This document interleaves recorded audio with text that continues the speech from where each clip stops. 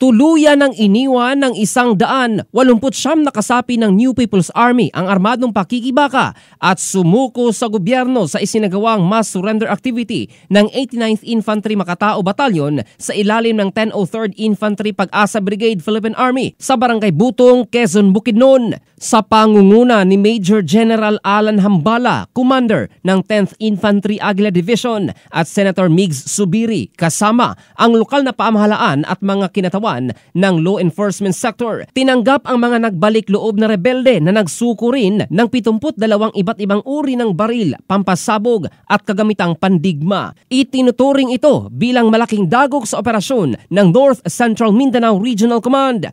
Pinuri naman ni Major General Hambala ang pagpapatupad ng Mobile Community Support Sustainment Program na naging daan upang magdesisyon ang mga rebelde na magbalik sa pamumuhay sibilyan bilang suporta sa kanilang pagbabagong buhay na mahagi ng tulong pinansyal, bigas at food packs sa bawat dating rebelde. Ang naturang pagsuko ay nagdadala sa bayan ng Quezon ng mas malapit sa pagiging isa sa mga bayan ng 3 distrito ng Bukidnon na opisyal na idedeklarang insurgency-free.